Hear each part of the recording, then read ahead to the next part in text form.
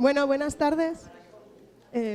Bienvenidos todos a la última charla de este curso académico de Zaragoza Lingüística. Así que vaya por delante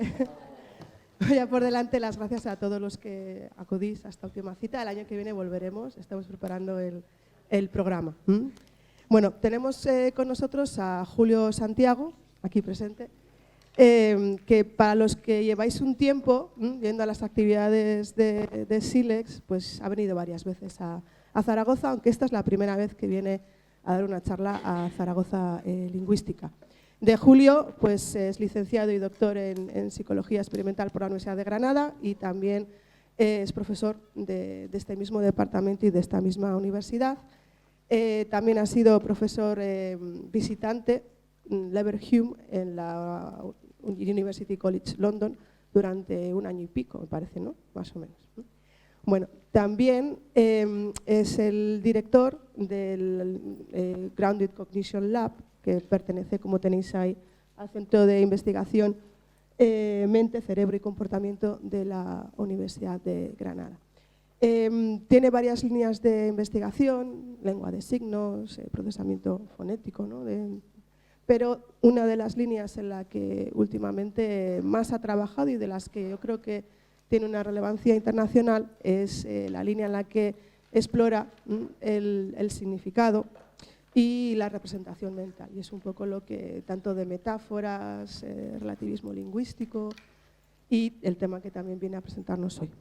Además de docente e investigador, también a mí me gusta siempre destacar de Julio su labor dentro de la divulgación científica y hasta hace poco era el editor principal, ahora es coeditor principal de una revista de divulgación que se llama Ciencia Cognitiva. Si os metéis en internet y ponéis Ciencia Cognitiva, sale enseguida, está escrita en castellano y tiene una labor muy importante porque divulga, ¿no? Como dice la palabra, en textos muy cortitos, pues lo que se está haciendo, lo que se ha hecho en diversas áreas de conocimiento de la psicología, lingüística, lengua, etc. Así que es un placer para nosotros, para todos, y les traer de nuevo a Julio y os dejo ya con su charla. Gracias. Sí. Pues muchas gracias Iraide, muchas gracias a todos. La verdad que es un gusto venir a Zaragoza, siempre me lo paso muy bien y es un contexto estupendo. Y además para mí es una cosa... o sea, es una experiencia especial porque normalmente no hablo a gente que no sean psicólogos. Y entonces eso siempre es muy enriquecedor, te obliga a revisar cosas que tú das por sentadas y a explicarlas de otra manera y a irte a lo básico, ¿no? Y bueno, pues siempre es una experiencia muy buena. Y hoy pues voy a contaros sobre una línea de investigación que estamos llevando a cabo, la cual llevamos un par de años trabajando, que hasta el momento está dando unos resultados muy interesantes. Y bueno, yo voy a enseñar cosas pues desde los primeros experimentos que hicimos, que ya están un poco más asentados, digamos, hasta cosas que prácticamente he estado analizando la semana pasada. O sea que vais a ver un poquito de cosas pues muy actualmente en el horno, vaya, cociéndose. Y bien, el tema en general es la comprensión del lenguaje. ¿Cómo hacemos las personas para comprender las frases, sobre todo extraer el significado de la frase? Y la cuestión más amplia de todas ellas es qué es eso del significado, cómo se representa eso en la mente de la gente, ¿no? El contexto en el que nos movemos es digamos, la aproximación clásica y más establecida a este tipo de cuestión, que es la que surgió en los años 60 principalmente, a partir del trabajo de Chomsky y de otros que os voy a mencionar ahora, ¿no? Pero bueno, Chomsky sin duda fue uno de los pilares clave del surgimiento de ese modo de pensar. Curiosamente, fue un personaje revolucionario cuya revolución estuvo apoyada de forma esencial en una oración sin sentido. Eso es una cosa que a mí siempre me ha llamado mucho la la atención, ¿no? Cómo pensando un poco sobre una oración que no significa nada, se puede aprender tanto sobre el lenguaje y el significado. Esta oración que vosotros conoceréis, pues a él le sirvió para poner en manifiesto de un modo muy claro que el lenguaje no puede estar basado o no puede partir de la experiencia previa del aprendizaje de la frase, porque era lo que decían los conductistas en su momento, en el contexto en el que esto se dijo, ¿no? Puesto que es improbable, él decía, que usted haya escuchado nunca en su vida la frase ideas verdes incoloras duermen furiosamente, o cualquier otra que uno se pueda inventar. Y, sin embargo, todos percibimos que esa frase es perfectamente correcta, está perfectamente correcta, gramaticalmente correcta en castellano, y además te pueden preguntar sobre ella, te pueden hacer todo un test de conocimiento y decirte de qué color eran las ideas, pues verde e incolora también. Y cómo dormían furiosamente. Tú puedes ver perfectamente que la sintaxis, la organización gramatical de la frase, es la que te está llevando al significado y lo tiene que estar haciendo de un modo necesariamente que es independiente del propio significado. Es mediante la combinación, organización de elementos dentro de la frase, o sea, gracias a la existencia de una serie de reglas de combinación de esas partes, que la sintaxis te da las pistas para ir combinando los significados de esas palabras y llegar al significado del conjunto. Y, por tanto, de esta reflexión se sacó pues, lo que fueron sus principales afirmaciones con respecto a la sintaxis, ¿no? Donde se ve que es un conjunto de reglas generativas en el sentido de que permite generar infinitas posibles oraciones y que son reglas formales, es decir, que se aplican a una serie de representaciones que en sí, la manipula de forma absolutamente formal, del mismo modo que un algoritmo puede coger un número y aplicarle cierto procedimiento y y sumarlo con otro número, por ejemplo. Es decir, de un modo mecanístico, ¿no? Y añadido a su argumento de que los niños no son expuestos a un contexto de aprendizaje que realmente les permita sacar esas reglas por aprendizaje, que es lo que se llamó el argumento de la pobreza del estímulo, pues él además defendió que este conocimiento tenía que tener una base innata y por tanto además ser universal. Bien, en ese contexto a esto se unió la labor de filósofos como Jerry Fodor, que ampliaron esta manera de pensar al propio campo del significado. Pues para Chomsky se quedaba en la sintaxis. La sintaxis de algún modo nos permitía componer ese significado, pero no entraba mucho más en cómo estaba ese significado compuesto. La idea de Fodor fue decir, bien, el significado es también una serie de estructuras formadas por conceptos que de nuevo son totalmente arbitrarios, amodales. Amodales, cuando digo amodal me refiero a que no está ligado a ninguna modalidad sensorial concreta y que se manipulan de forma, pues mediante ese mismo tipo de reglas formales, ¿vale? En este caso, como estamos hablando de significados, pues reglas más parecidas a las reglas de la lógica. Y pues pensar era precisamente aplicar ese tipo de reglas y cambiar esas estructuras de pensamiento, que era de tipo proposicional, pues cambiarlas y convertirlas unas en otras, ¿no? Entonces, esta era la idea básica que o sea, el gran marco en el cual se entendía la comprensión del lenguaje, ¿no? A partir esa foto se le ha dado la vuelta ahí. A partir del sonido, pues la mente del oyente computa la estructura sintáctica de la oración y la estructura sintáctica, pues las palabras acceden en el diccionario mental a sus significados y la estructura sintáctica da las pistas que uno necesita para combinar esos significados y finalmente extraer esa estructura proposicional de conceptos, ¿vale? Que ya representa ese significado. Y esto es comprender una oración, ¿vale?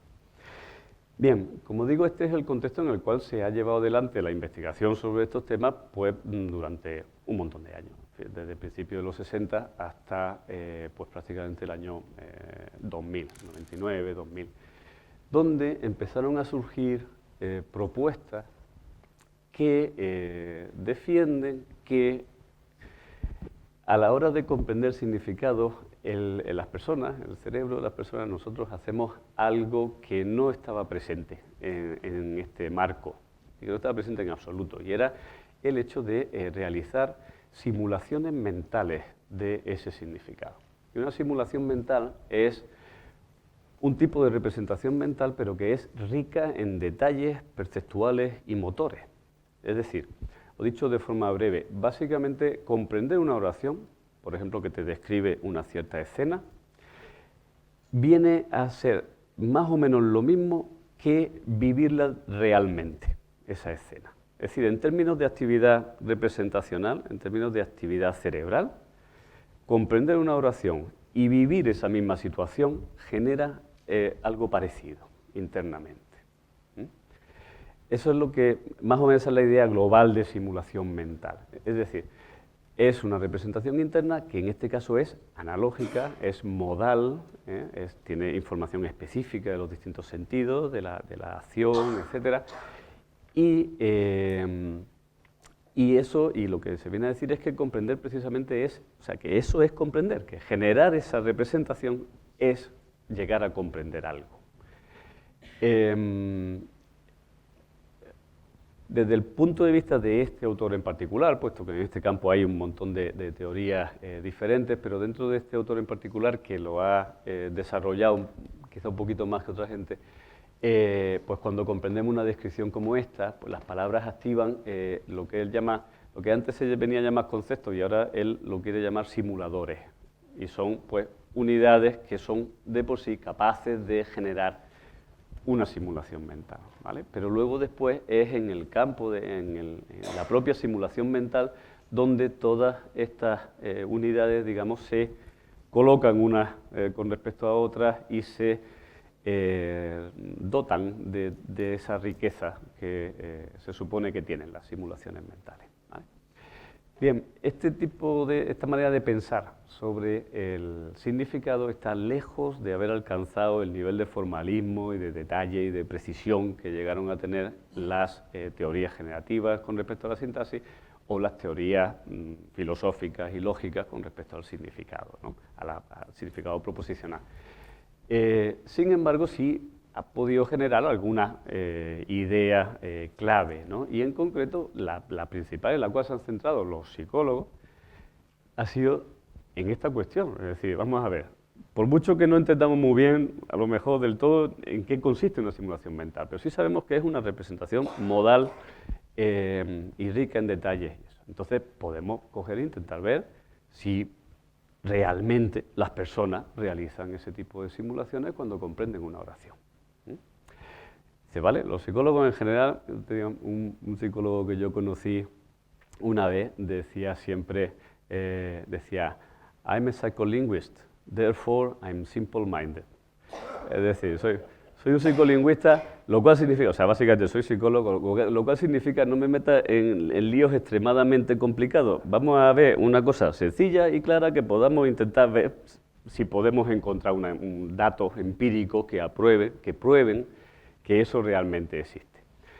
Entonces, pues los psicólogos cogieron y dijeron, vale, otra gente que se dedica a trabajar en perfilar los detalles formales de estas teorías, pero nosotros vamos a intentar poner a prueba si de verdad las personas realizan este tipo de simulaciones, ¿vale? Bien, uno de los objetivos principales de esta charla es enseñaros un poco cómo los psicólogos hacen ese tipo de puesta a prueba, ¿no? De puesta a prueba basada en evidencia. Pues uno de los estudios, yo diría, fundacionales, vaya, de este tipo de línea de investigación, que fue este de Stanfield y Swan, pues se centró en oraciones muy sencillitas, como esta. Juan puso el lápiz en la taza. Y entonces cogían y le presentaban a un grupo de personas, bueno, uno a uno, evidentemente, en la pantalla del ordenador, le ponían primero una oración como esta, Juan puso el lápiz en la taza, y a continuación la oración desaparecía y aparecía un dibujo, que podía ser de un objeto que había sido mencionado en la oración o no. Y la persona simplemente tenía que pulsar una tecla si la oración anterior mencionaba este objeto y otra si no lo mencionaba, ¿vale? y el ordenador medía el tiempo que se tardaba desde que aparecía ese dibujo hasta que la persona tomaba su decisión y decía si había aparecido o no había aparecido. Entonces, el aspecto clave del diseño era que el dibujo podía aparecer de dos maneras distintas.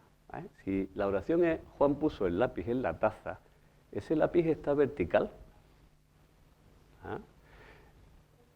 Y fijaros que eso no está dicho en ningún lugar en la oración. No es parte de la información que está en la oración, es una parte de información que tiene que ser recreada. Si la gente hace esas simulaciones mentales de lo que está escuchando, de algún modo tiene que recrear que ese lápiz termina estando vertical, pero no está en absoluto en el input que recibe. Y a esto además le añadieron una condición similar en la cual el lápiz está en el cajón, y ahora resulta que aquí es el lápiz horizontal el que se esperaría y el vertical el que no cuadraría con la oración. En azul he puesto lo que sería la condición congruente, lo que cuadra con la situación reflejada en la oración, pero no mencionada explícitamente, ¿vale? Y en rojo lo que sería la incongruente. La lógica es, si la gente realmente realiza estas simulaciones, le va a costar un poquito más de trabajo, un poquito más de tiempo, decidir que ese lápiz vertical ha sido mencionado en la oración, porque en su representación mental tendrá algún lápiz horizontal, ¿verdad? Pues los datos indicaron exactamente ese tipo de resultados, apoyaron esa predicción. Fijaros que el tiempo de reacción se mide en milisegundos. Las personas solemos, raro es que tardemos más de un segundo en responder a alguna de estas tareas. Y el efecto en sí, el tamaño del efecto, la diferencia entre las medias en esos dos casos, pues a lo mejor son 50 milisegundos. Sin embargo, esos 50 milisegundos de diferencia no estarían ahí si no fuera porque algo dentro tiene que estar pasando de este estilo.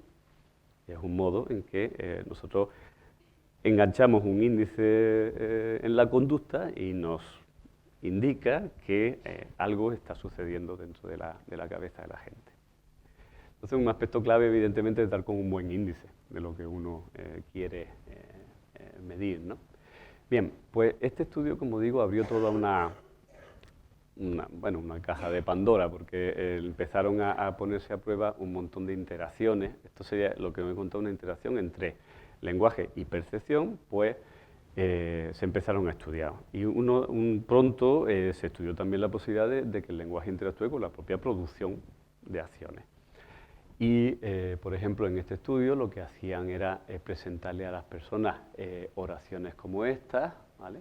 Y también oraciones sin sentido como esta.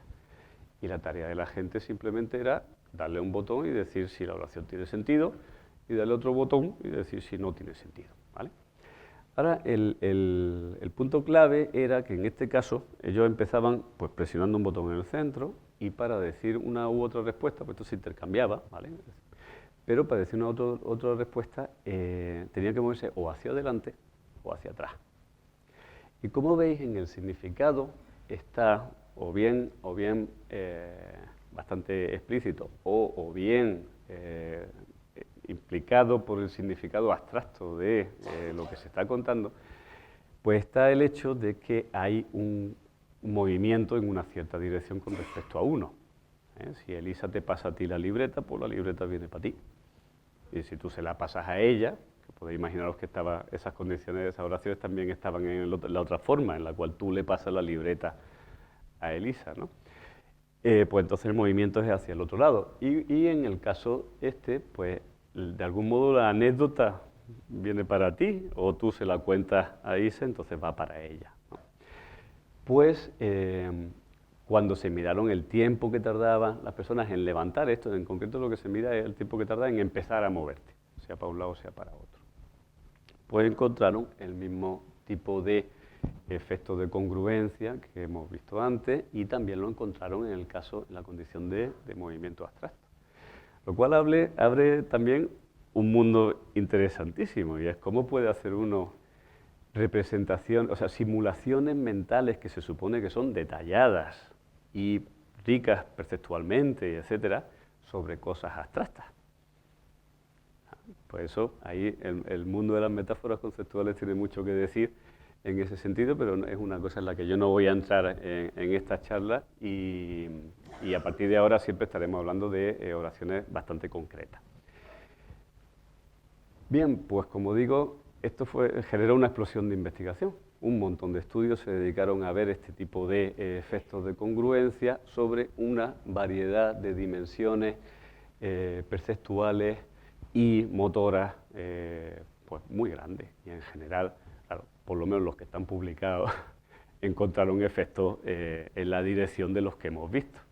Evidentemente los que no siempre puede haber muchos que no hayan encontrado nada y no han llegado a ser publicados. Esa duda siempre le queda a uno, ¿no? Pero en general se ha ido acumulando bastante evidencia en esa dirección. Bien, a esto se le añadió pronto una serie de estudios de corte neurocientífico. Daros cuenta de que la predicción de que comprender una frase es algo que genera una actividad bastante parecida a lo que sea percibir esa misma situación, a lo que genera percibir esa misma situación directamente, pues hace una predicción muy clara con respecto a lo que tiene que estar pasando en el cerebro. Si a la hora de percibir una cierta situación, pues se activan zonas perceptuales del cerebro, pues a la hora de comprender la oración o las palabras que se refieren a eso, las mismas zonas deben de mostrar algún tipo de actividad. Entonces, para que entendáis un poquito esto, voy a explicar un poco, bueno, evidentemente cuento con que todos sabéis que el cerebro tiene zonas dedicadas para, ¿no? A ver, que a veces, yo el otro día, hablando con unos estudiantes de otra carrera también, me encontré que el hecho que muchas veces da uno por sabido de que las áreas cerebrales de la derecha controlan la parte izquierda del cuerpo, pues no lo conocía. Y claro, yo pensé, digo, es verdad, pues tienes toda la razón del mundo, ¿y por qué tienes que conocerlo? Pero es de esas cosas que a los psicólogos como que ya ni nos acordamos nunca de que se deben de explicar también. Bueno, lo que quiero contaros es que os fijéis sobre todo en esta zona de aquí, que es el córtex motor. Ahí está la zona, bueno, esta zona y las zonas previas, ¿vale? Son las premotoras. Esa es la parte del cerebro, más o menos por este lado de aquí, que controla los movimientos de la parte contralateral del cuerpo, ¿no? Y aquí estas son las zonas típicas del lenguaje, las zonas clásicas, ¿vale? Pues lo importante es que nos vamos a fijar en la parte motora. Hasta el momento de este estudio, nadie se le había ocurrido nunca decir ni pensar que el córtex motor tuviera algo que ver en la comprensión de oraciones. Pues lo que hicieron estas personas fue, primero, apoyarse en un hecho bien conocido del córtex motor, y es que el control, o sea, la parte del cerebro que controla cada parte del cuerpo, pues está perfectamente organizada, ¿vale? De modo que en la parte más superior, justo aquí en medio de una cisura grande, ¿no? Pues justo en la parte que está en el vértice y hacia adentro, hacia el centro del cerebro, esa parte controla los movimientos de los pies, las piernas, el tronco, ¿vale? Y a medida que nos vamos hacia la parte más externa, ahí hay neuronas que controlan pues, el hombro y demás, la mano, como podéis ver, la mano está muy dimensionada, es decir, hay un montón, todas las neuronas de toda esta zona se dedican a controlar la mano, mientras que solamente unas poquitas por aquí controlan cosas de la muñeca. Es lógico, con las manos lo hacemos todo, entonces el cerebro le dedica mucha más masa neural a eso que a eso. Y luego estas partes de la mano van seguidas por las partes que controlan los ojos, la nariz, los labios y de nuevo lo que es la boca en general está muy representada en el córtex motor, pues también es otra zona con la que entre otras cosas hablamos y hacemos un montón de movimientos muy difíciles y rápidos. Bien, pues estos investigadores lo que dijeron fue vamos a pedirle a la gente que lea palabras, mientras que le hacemos una resonancia magnética y vemos a ver qué zonas se activan. Pero ahora el punto clave era que algunas de esas palabras son acciones que se hacen con los pies, otras son acciones que se hacen con las manos y otras son acciones que se hacen con la boca. Y entonces cogieron y primero, bueno, los meten en el escáner, primero les piden simplemente que muevan, para detectar qué zonas se activan, les piden mueve los labios. Entonces ves que produce activación en la zona que veis en verde, ¿vale? Luego le dicen mueve los dedos y esa activación está un poquito más para arriba. Y mueve el pie, los pies y esa activación está en la zona central, ¿verdad? Y entonces les ponen simplemente a leer palabras. De hecho, lo único que les piden es que las lean y al final le dicen, después de la sesión te voy a preguntar a ver que me digas todas las que puedas recordar.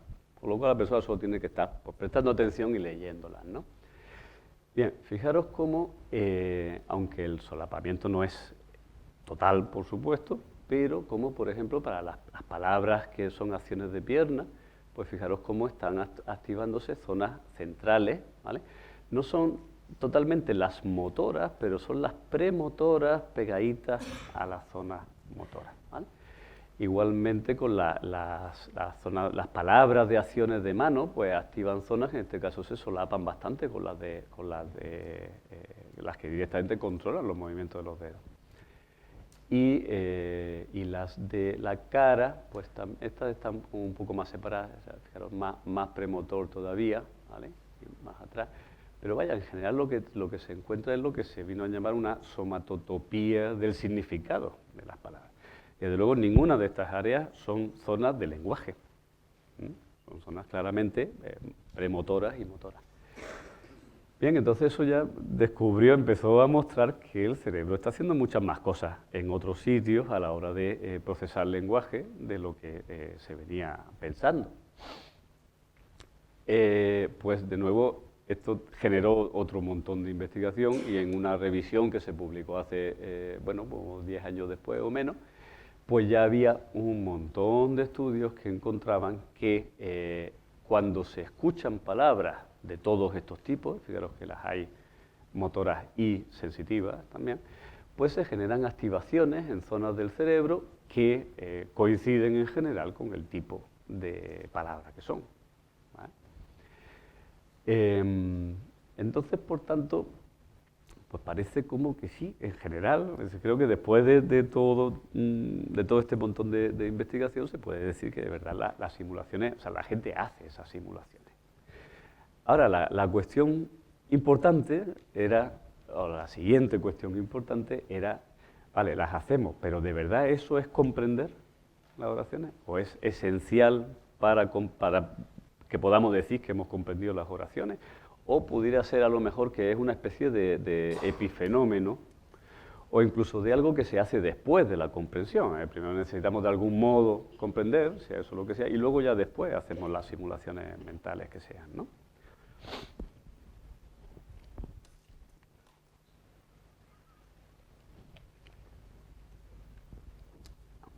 Bien, pues para probar que las simulaciones mentales tienen un papel causal en la comprensión del significado, ahí ya no contamos con tanta información.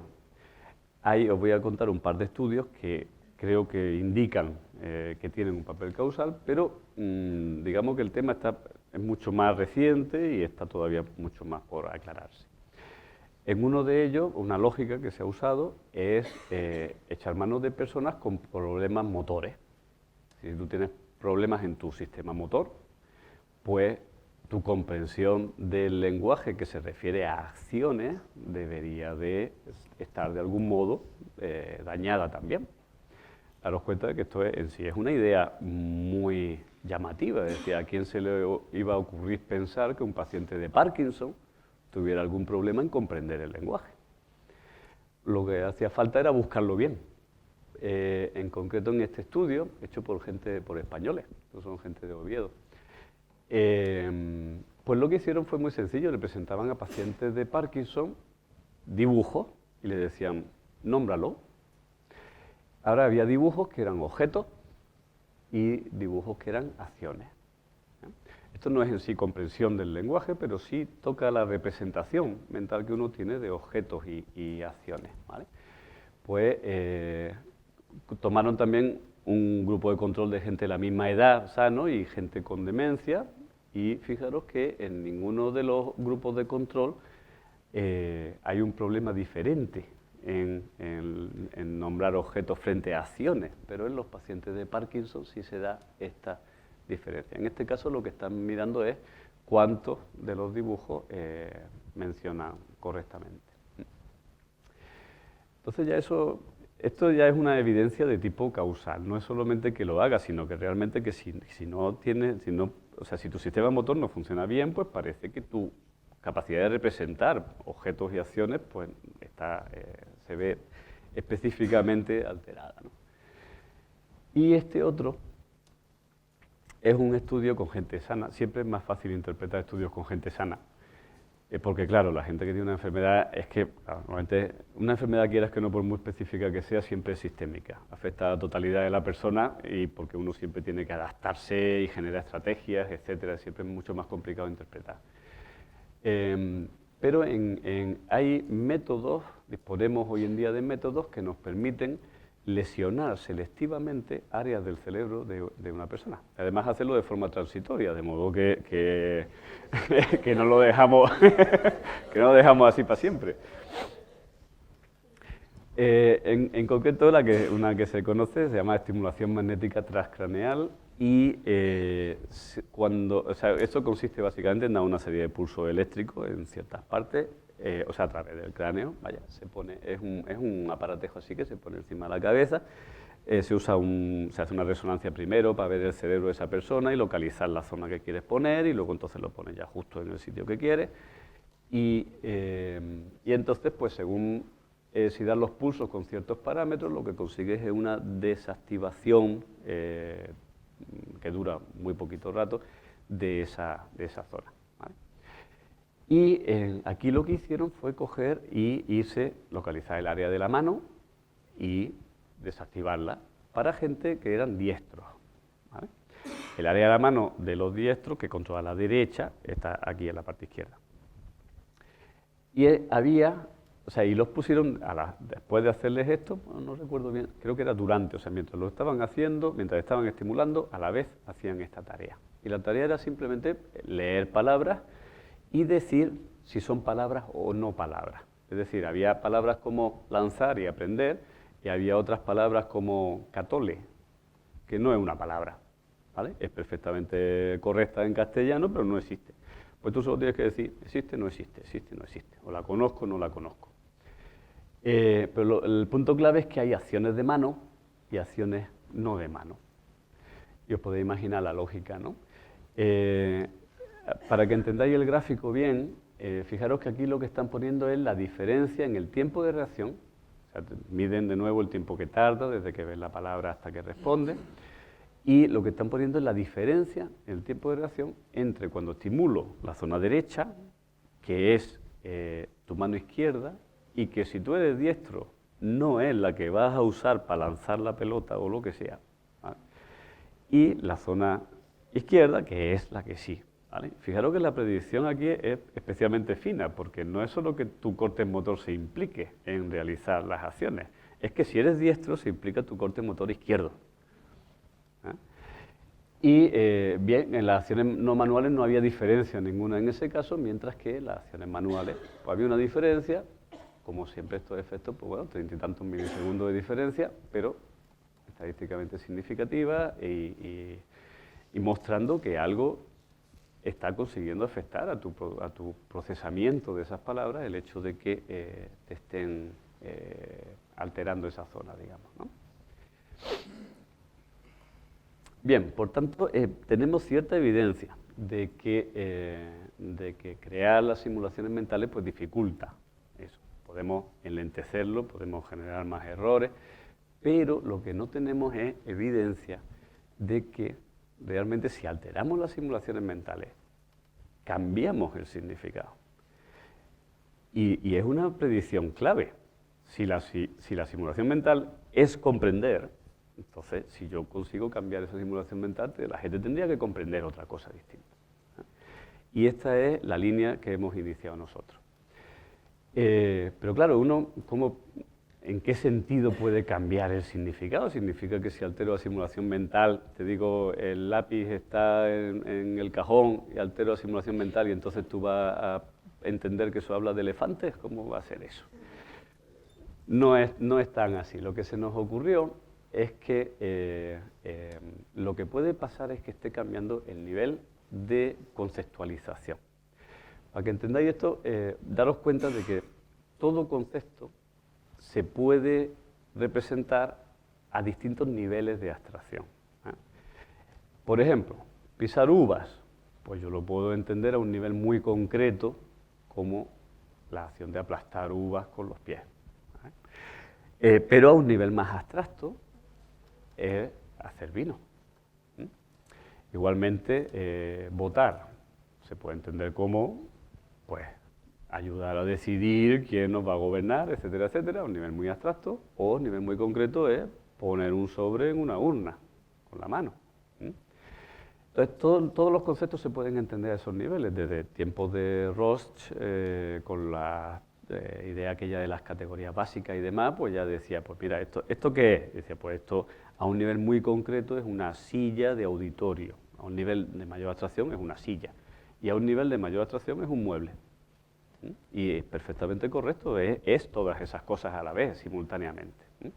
Pero la parte del significado que está siendo enfatizada en cada caso es distinta.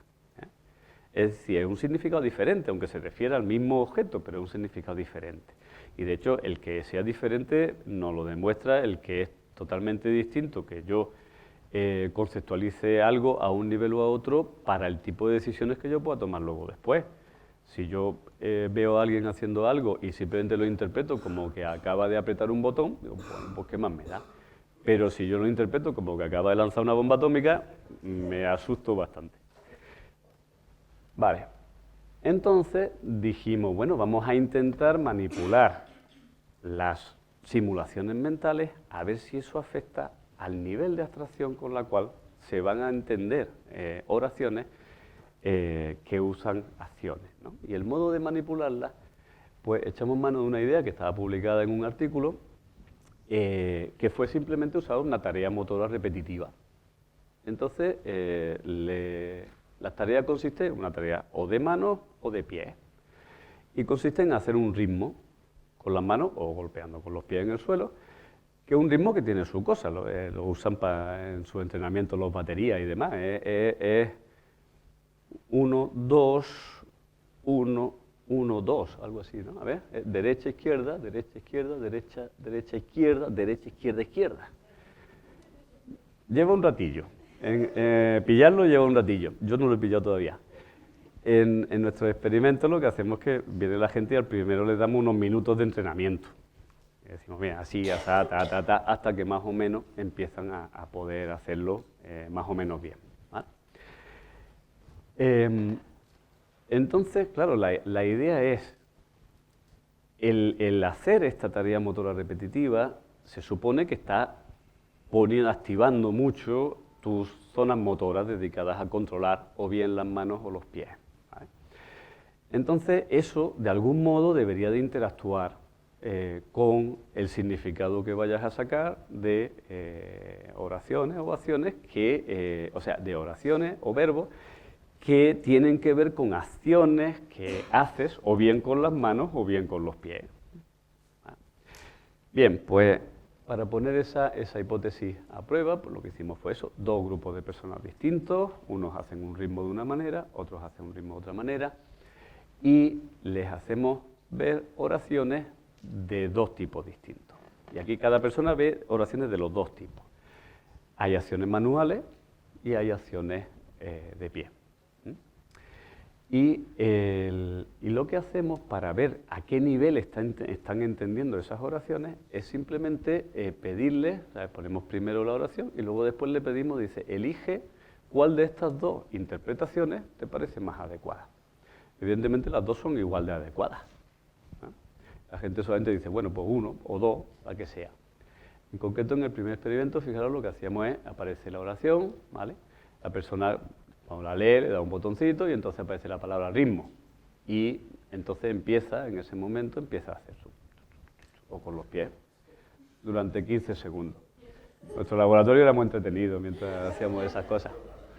Estaba allí fuera y escuchaba. Pues después de 15 segundos así, entonces aparecen las dos interpretaciones en pantalla y la persona pues presiona el 1 o presiona el 2 según le parezca una mejor que otra. De hecho, nosotros habíamos preestudiado, digamos, esas oraciones para que la gente eligiera el 1 y el 2 más o menos el 50% de las veces, o sea, de modo que eran oraciones que sabíamos que no tenían una especial seco en una dirección o en otra. Y ya está, pues elegían una talla, después de un instante, pues aparecía la siguiente, otro poquito de ritmo, así, durante creo que eran 40 oraciones o algo así.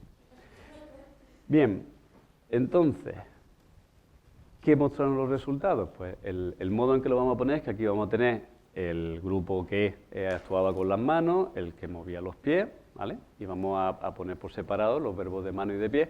Y lo que voy a representar aquí es la proporción de elección de la alternativa más abstracta. De modo que si veis que aquí las barras van altas, es que el nivel de abstracción que se está entendiendo es más alto, porque más veces se ha elegido la alternativa abstracta, más abstracta, ¿vale? Y si van hacia abajo, pues que el nivel que se está usando, que se está entendiendo, es más concreto, ¿vale?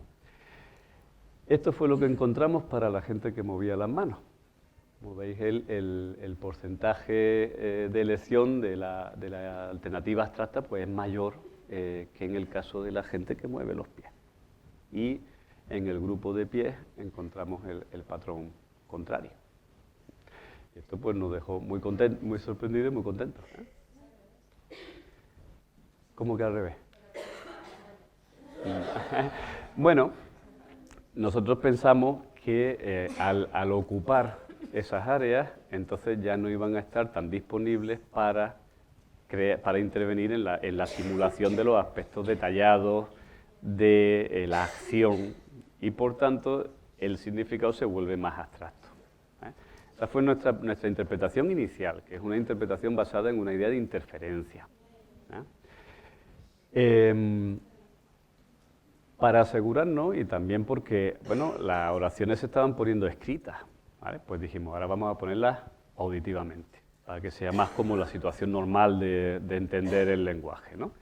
Pues entonces aquí lo que hicimos ahora ya, la persona escuchaba las oraciones por auriculares, un instante después de que acababa aparecía la palabra ritmo, sus 15 segundos, interpretaciones, y en este caso la persona ni siquiera aprieta el botón, simplemente dice en voz alta 1 o 2, y ya el experimentador que está por ahí sentado le da al botón correspondiente. Y bien, encontramos un patrón que aunque en este experimento salió un poquito menos fuerte, pero es el mismo patrón exactamente de antes, ¿ah? Y bueno, pues entonces dijimos, bueno, pues parece que sí. Entonces con esto empezamos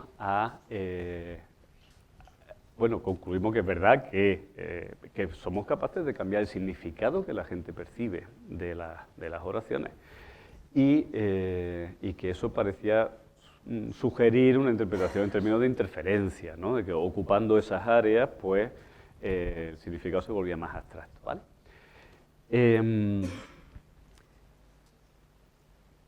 Y claro, pues enseguida dijimos, vamos a explorar esto un poquito más, ¿no? Y entonces nos metimos a intentar ver qué sucedía y lo primero que se nos ocurrió fue explorar el curso temporal de estas cosas. Daros cuenta de que en los experimentos anteriores, en esto, aquí aparece la oración y 15 segundos después te dicen que qué has entendido. Aunque esos no son tiempos normales para una comprensión del lenguaje, nosotros el significado lo accedemos inmediatamente, ¿no?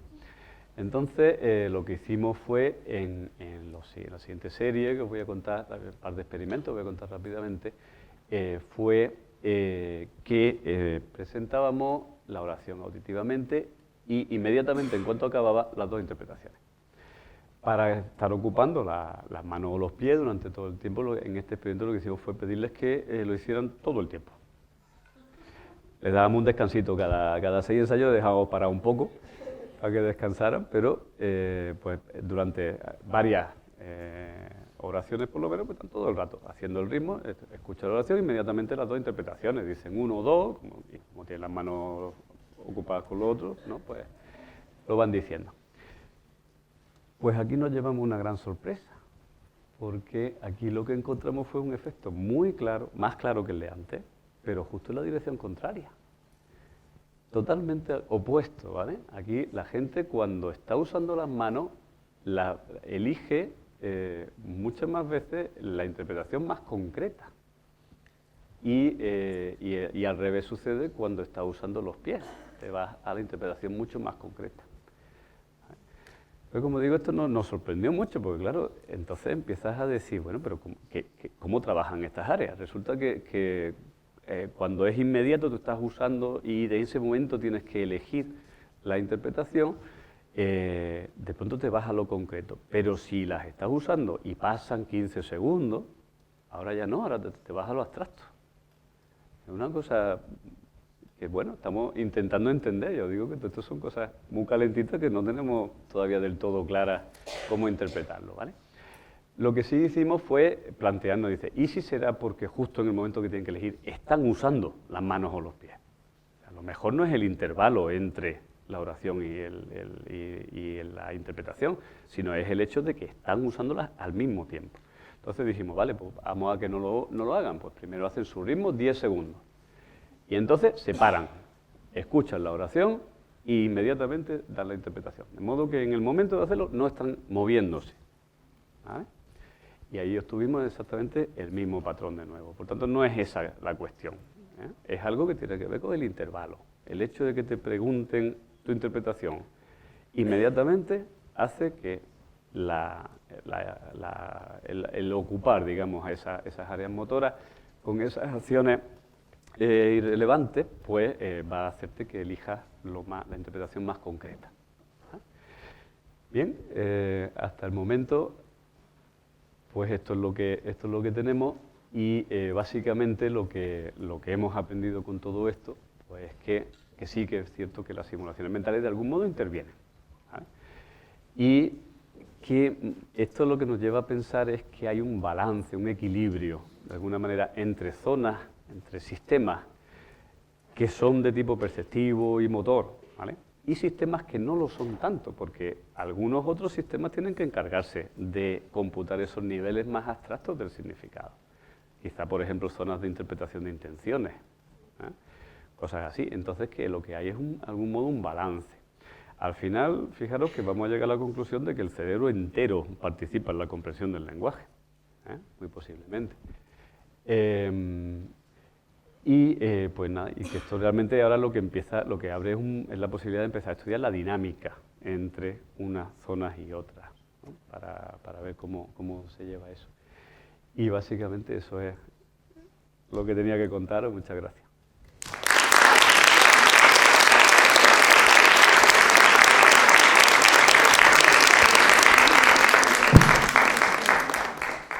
Bueno, muchas gracias, Julio, por esta charla tan animada de ritmos y lenguaje. Y ahora se abre el turno de preguntas, dudas, sugerencias, lo que queráis. También podéis preguntar curiosidades de cómo aprendían a dar los modos. Bueno, para romper el hielo, sé que va a haber muchas preguntas porque son experimentos muy interesantes y suscitan muchas posibles dudas, ¿no? A mí es una curiosidad, porque igual es que no he entendido bien, el patrón inverso entre la mano y el pie no era esperable, ¿no? Yo no me lo esperaba, la verdad que no. Esperaba, si acaso, que fuera más fuerte el mismo patrón que habíamos encontrado con una demora larga. Es decir, si teníamos una interpretación basada en la interferencia, pues yo pensaba que, bueno, si a los 15 segundos después de haber entendido la oración encuentras interferencia, pues si te la pongo inmediatamente, pues quizá encuentres más interferencias, pensaba yo. Y sin embargo, no, digo, justo totalmente lo contrario. No, pero no, lo que digo, el experimento era igual con la mano y con el pie, o es que igual lo he Sí. entendido yo mal. Entonces, Sí, sí, hacían sí. una tarea de ritmo con los pies, un zapateado o algo así. Mm. Entonces, ¿y por qué hay diferencias entre el pie y la mano? Es lo que no entiendo. Porque, bueno, hay diferencias. O sea, A ver, tú te refieres, espérate. Claro, a que están invertidos. ¿Tú te refieres a estos dos tomados conjuntamente frente a estos dos tomados conjuntamente? No. No, me refiero a que en el caso, en este resultado, Sí. la proporción de significados abstractos de la mano es menor Es que menor la de que la del pie. concretos. Sí, sí. Claro, eso. Y- Porque estos son solo las oraciones. Vale, es que no miraba aquello de vale. Vale. Estos son solo las oraciones donde el verbo utiliza la mano. Donde la acción que menciona el verbo utiliza la mano. Y estas son las que utiliza el pie. Son tipo patear, cosas así. Eso. Bueno, muchas gracias, Julio, que siempre es un placer tenerte en casa. En este último experimento, que hay una latencia, ¿no?, para concreto y abstracto, a mí me... Latencia no es. O sea, no- latencia con respecto a una diferencia de tiempo entre la pregunta y la respuesta, Ah, ¿sí? Cuanto Aquí. más tiempo pasa entre la pregunta y la respuesta, más abstracto es. sí. ¿Sí? Eso es lo habitual que estamos encontrando nosotros cuando hacemos comprensión, por ejemplo, o pruebas de identificación de palabras o lo que sea, de decisión léxica. Cuando tienes una palabra concreta, la reconoces antes y cuando la tienes abstracta, la reconoces más tarde. Entonces, no sé si o, por ejemplo, nosotros hemos hecho con adjetivos y nombres o con verbos en contextos metafóricos y en contextos concretos, y los metafóricos se leían con más lentitud que los concretos. Quiero decir que correlaciona con otro tipo de estudios, ¿no? Que a lo mejor si le dejas más tiempo, pues llega al abstracto, pero si lo haces muy rápido, ha llegado al concreto. No sé si puede tener que ver con eso. O yo lo pongo puede- encima de la mesa porque a lo mejor es una variable que no sé si estáis teniendo en cuenta, ¿no? Más allá de que estén bailando o que estén tocando palmas, ¿no? Simplemente el hecho de que concreto y abstracto normalmente lo que nos sale en laboratorio también tiene que ver con tiempos de reacción. Tú fíjate cómo, o sea, si tú miras la altura global de las barras aquí, todas, imagínate a un promedio mental de todas ellas, te quedará más o menos por aquí, ¿vale? Ponle 0,3. Y te vienes a los otros, ¿vale? Y no mucho más alto, pero quizá un poquito más alto, ¿vale? Es decir, cuando ha pasado más tiempo desde el momento en que percibiste la oración, en general hay una mayor tendencia a elegir el significado abstracto que el concreto. Es decir, eso está ahí, y es lógico también en cierto modo, porque a medida que pasa el tiempo pues se nos olvidan los detalles. Es que todo lo sabemos y es normal que tú te quedes con la intención, por ejemplo, y se te olvide exactamente cómo se hizo la acción que fuera, ¿no? Pero lo más importante de estos datos no es ese efecto global de abstracción, digamos, de paso del tiempo sobre la abstracción, sino el hecho de que interactúa de forma concreta con el efector que estás moviendo en ese momento. El hecho de que sea específico de la acción que estás realizando es lo que te está mostrando que esa simulación mental de ese significado que estás haciendo incluye una información concreta sobre qué efector es el que se está usando. Y además afecta de forma específica a las oraciones suyas, ¿no? Yo lo que me refería es que, a lo mejor no lo he entendido bien, pero las neuronas que están actuando, digamos que funcionan más, ¿no? O sea, que se utilizan más en estos resultados. Pero es concreto o abstracto según si tardas más o tardas menos, ¿no? Entonces, por ejemplo, una cosa de mano, si yo estoy haciendo el ritmo con la mano, esa barra me sube más abstracto cuando pasa bastante más tiempo y más concreto por eso digo que a lo mejor está interactuando con el tiempo, ¿no? Sí, pero Pero date cuenta de que lo Sí, hace de interactuando, claro, sí. forma muy específica del efector, sí, ¿vale? sí. Tanto en un caso como el otro. Sí, sí, sí. ¿No?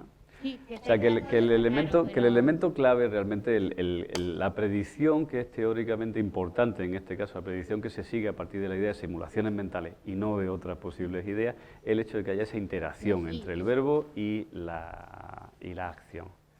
Eso lo veo y me parece muy interesante, ¿eh? Era simplemente por vuestra sorpresa, que a lo mejor tiene que ver con eso. Solares, gracias.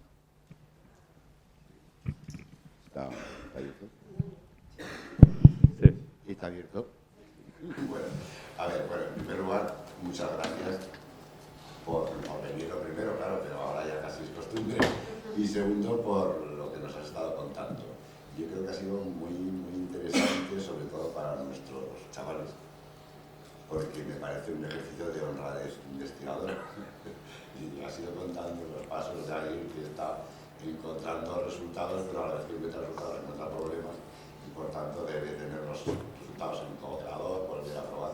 Y me ha gustado mucho cómo lo has contado y también cómo lo estás trabajando, claro. Bueno, yo no me dedico a estas cosas, yo soy de la parte del abuelo Chomsky, quiero decir.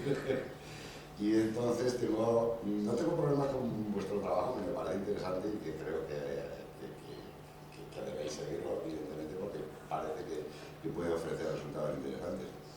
Tengo problemas, y yo me imagino que tú también, con las simulaciones mentales. Primero, me parece muy interesante que se estudie la comprensión. Claro. ¿Alguien se ha planteado el problema de las simulaciones mentales para la producción? Sí, lo que pasa es que es mucho más fácil estudiarlo en comprensión. Sí, claro. Por eso lo digo, porque claro, se sabe que efectivamente lo que se percibe da lugar a un trabajo mental que puede producirse en diferentes campos del cerebro, etc. Pero claro, ¿cómo se consigue exprimir todo eso para una producción? Eso es una parte, ¿no? Bien, y las otras partes de la simulación mental, aparte de que es un indefinido, y por tanto no hay ni siquiera mucho que discutir acerca de él, la simulación mental es algo que ocurre en el cerebro, y por lo que yo he podido ver, se observa en ligerísimas activaciones mentales, o cerebrales mejor dicho, en concomitancia con hipotéticamente el procesamiento de hipotéticos significados o de determinados conceptos. Y se me ha ocurrido, bueno, se me ocurre a mí al oír esto, no lo es de una idea, simplemente algo que se me ha abrido la cabeza, si la hipotética simulación mental puede no ser más que un sistema de comprobación. Es decir, tú percibes, interpretas, llegas a, no sé por qué camino tampoco, el significado de eso que has percibido, y el cerebro comprueba, conectando con esas zonas modales, efectivamente, que hay un match entre ese significado al que tú has llegado y tu experiencia previa, porque si no, no hay actividades motoras ni de ningún tipo, ¿no? Y si hay un match, se producirán determinados efectos, y si hay un mismatch, un problema de experiencia, se producirán otros. Y quizás podría tener algo que ver también con estas relaciones entre manos, pies, acciones de mano, acciones de pie, etc. No sé. Pero esto son cosas de alguien que no sabe de esto. No, pero es precisamente el punto clave que se está investigando, hasta qué punto las simulaciones mentales son esenciales para la comprensión del significado, o son algún tipo de epifenómeno que o no es relevante directamente para lo que se comprende, o bien sucede después y solamente para cuando la tarea a lo mejor lo requiere o algo así.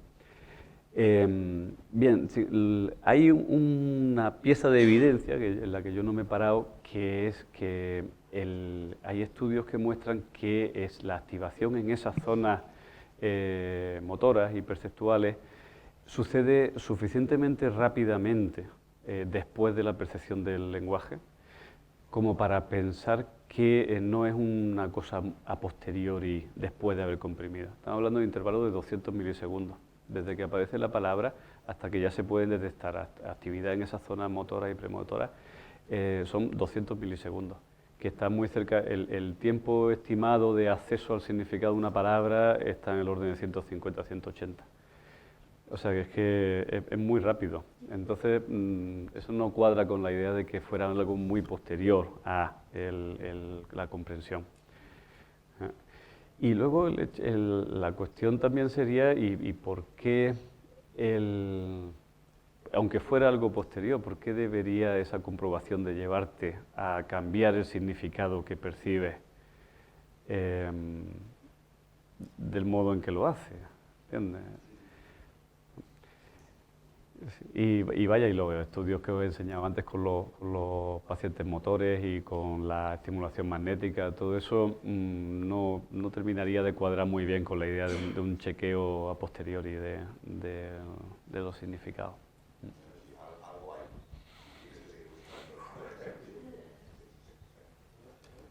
¿Hay alguna otra duda? Si no hay ninguna, yo voy a hacer. No me voy a entrar en detalles, solo es un poco también para aclarar, ¿no? Tengo un par de preguntas. Una de ellas es, en todas estas acciones que habéis escogido, en todos los casos se hacían cosas con las manos, con los pies, y los verbos eran, las palabras eran de mano o de pie. ¿Metíais también casos, o vais a seguir haciendo casos en los que estén haciendo algún tipo de acción que no sea con la mano o con los pies? De momento no. De momento no hemos evaluado ninguno de... Lo digo para ver si es una cuestión de el hecho de que estés entretenido haciendo algo, motor con otras cosas, no sé, cerrar los ojos, no lo sé, si puede influir en que tengas un tipo de significado, ¿no? Y si también a la hora de darle, no sé, pues pongos algo con la mano y tenéis un verbo, por ejemplo, que no sea ni de mano ni de pie, o sea, otra cosa. Si eso puede dar alguna señal de que hay algún tipo de relación. De momento, los materiales lingüísticos con los que trabajamos los hemos mantenido constantes desde el primer experimento, para que fueran todos los experimentos perfectamente comparables entre sí. Pero sí estamos haciendo unos experimentos donde lo que hay es que no se hace nada, no hay ritmo ninguno, para intentar tener una línea base con la cual comparar esto y ver si de verdad hay interferencia o en realidad podría ser facilitación o podría ser, en fin, para saber cómo interpretar bien esto, ¿no? Entonces, claro, en el caso en que no hay ritmo, nos planteamos, bueno, y durante esos 15 segundos, ¿qué hace la persona? Porque la persona, tú no le puedes decir no hagas nada, porque está claro que algo va a hacer, va a estar, aunque sea pensando en la musaraña, pero algo va a estar haciendo. Entonces, ahí lo que hicimos fue ponerle a hacer un ritmo vocal, de modo que estaba haciendo algo así como algo así.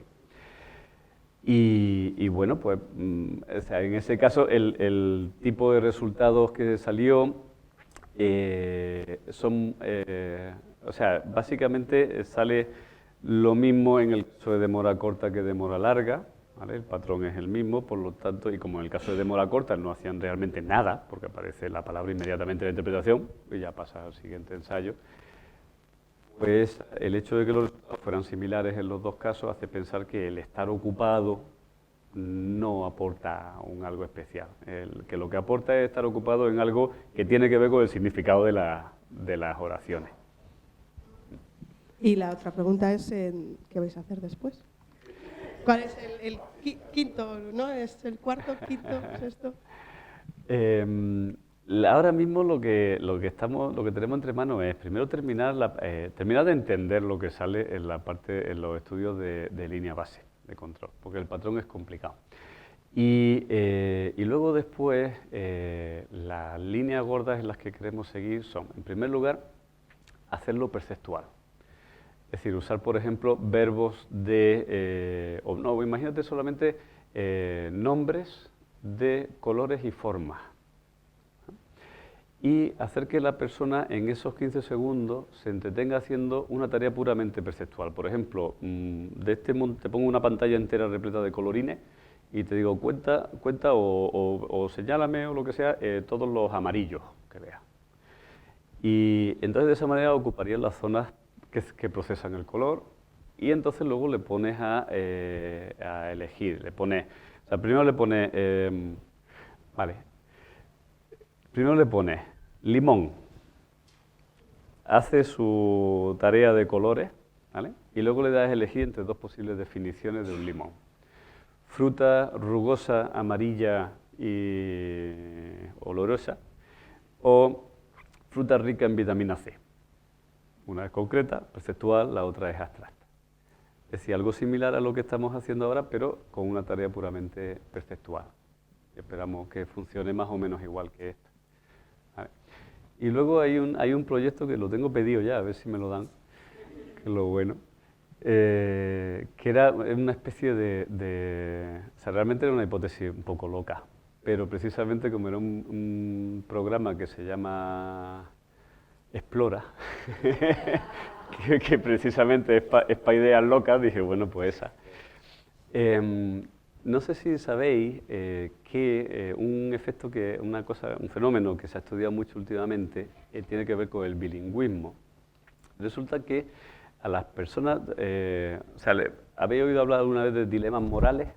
Por ejemplo, el dilema del tranvía. Te dicen, tú estás encima del puente, ¿no? A tu lado hay una persona gorda, y viene un tranvía desbocado por la vía que pasa debajo del puente y si hay dos posibles opciones. A un lado va a... O sea, no, si sigue hacia adelante va a matar a 4 o 5 personas que están allí seguro. Pero si tú empujas a la persona gorda aquella a la vía, resulta que eso va a parar el tranvía o va a hacer que se descarrile o no sé qué. En fin.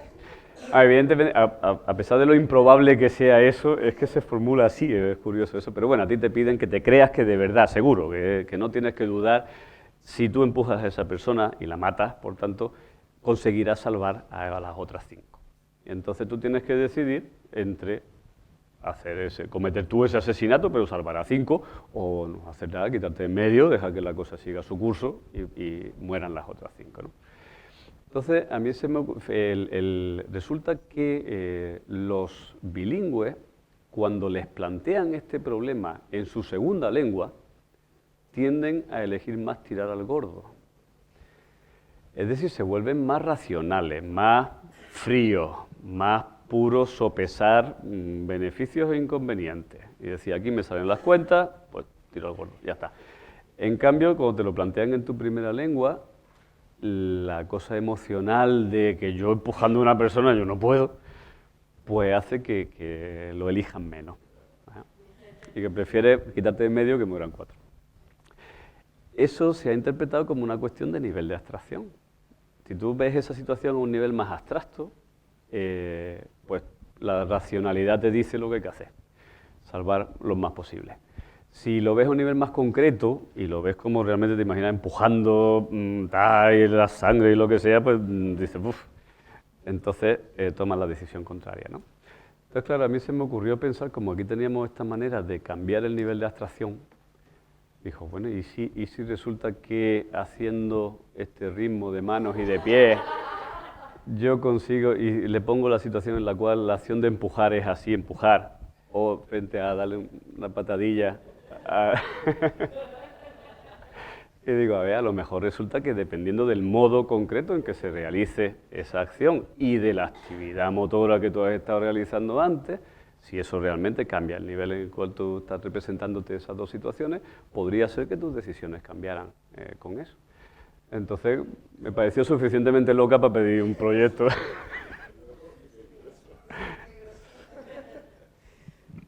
¿Hay algo?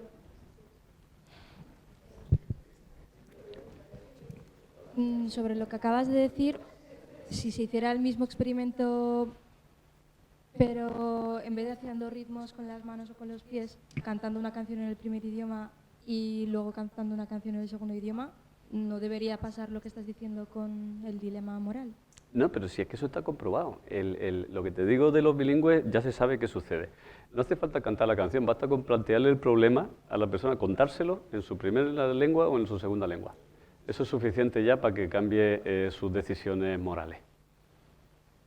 Pero un poco aplicado a vuestro experimento, ¿no invertiría los resultados para...?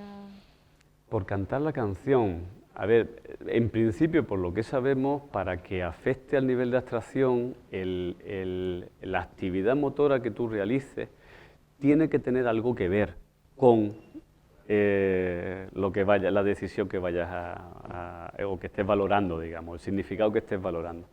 Entonces, a lo mejor cantar una canción que afectaría a todo esto, sí que afectaría a algún tipo de decisión moral que implicara, por ejemplo, contarle algo a alguien frente a, no sé, decírselo por un mensaje de texto que usan los dedos, ¿vale? A lo mejor eso podría ser.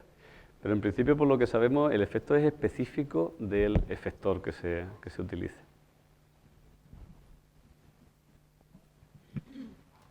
¿Alguna otra pregunta? ¿No? Bueno, ¿no? Bueno, pues muchas gracias, Julio, por la charla. Gracias a vosotros. Por las preguntas.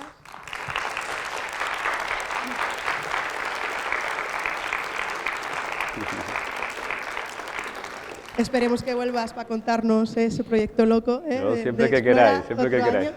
Y a todos vosotros, pues gracias por venir a esta última sesión y esperamos veros de nuevo en octubre del curso que viene. Muchas gracias a todos. Bien.